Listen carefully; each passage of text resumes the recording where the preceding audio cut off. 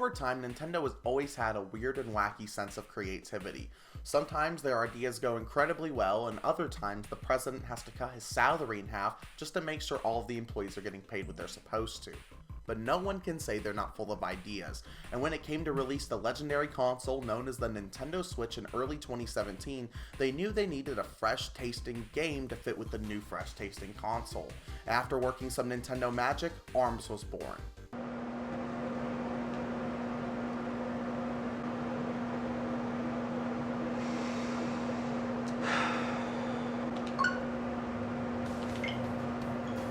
Developed by Nintendo EDP, or Entertainment, Planning, and Development Division.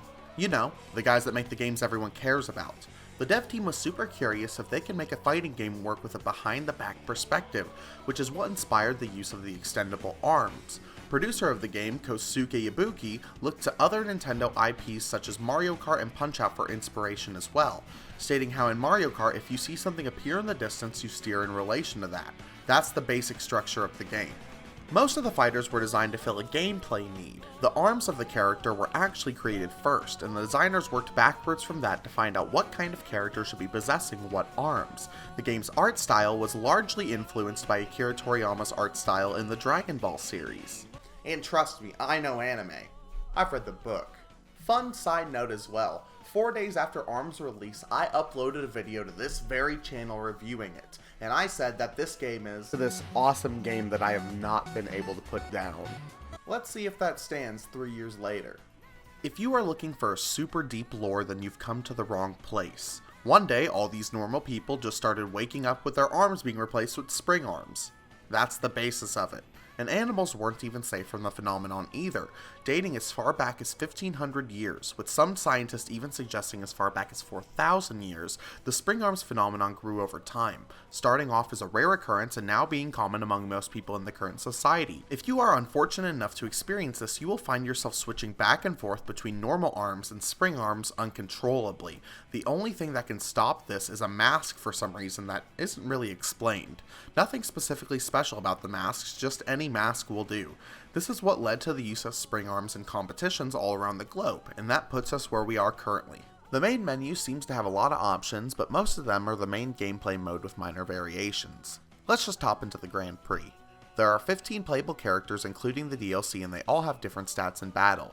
You could punch your opponent with either trigger or press both of them to perform a grab. Clicking down the left thumbstick performs a shield. You can also jump and dash with the X and Y buttons respectively. The core battle mechanics have that rock paper scissors system to them. Punches beat grabs, grabs beat shields, and shields beat punches. If your arms have an elemental effect, they get a slight boost if you hold your shield for a certain period of time.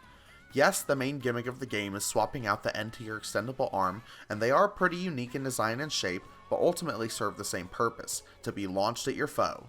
Also, it's mainly recommended you play with the Joy-Cons in what is called thumbs up position. This worked really fine for moving around, but I couldn't seem to angle my fists exactly how I wanted them when punching, so I just stuck to the Pro Controller. I don't really know of many other behind-the-shoulder fighting games, but they did a fantastic job transitioning the style to this genre.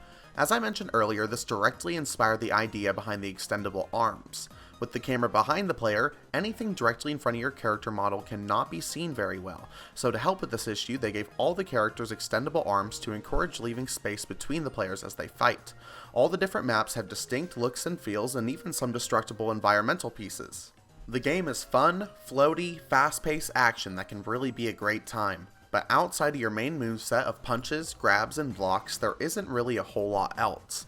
I would love some deeper mechanics I could practice to get better, or alternative modes that have enough variation to actually be classified as something different than beat up your opponent plus X to win. But no, what we have here is a very bright, colorful game with bright and colorful characters in a unique and just as interesting world, but with shallow lore and gameplay. This game is very fun at first. It controls really well and with some friends can be a good time, but it is an overall pretty casual experience. With Twintelle and Smash, trying to future-proof here, ARMS is back on the map more than ever. I would love to see them revisit this newer IP with a sequel within the next couple years. Give the gameplay a little bit more meat for us to chew on and expand the characters more. Then the game will be something to write home about.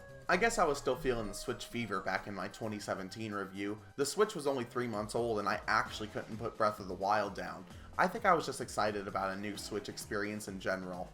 If you're a Nintendo fan and you see ARMS for like 30 bucks on sale, I highly recommend you at least buy it and try it out. Who knows, there might be a sequel someday. But go ahead and leave me a comment below telling me what your favorite competitive game is. Until then, I think I'm gonna stay home.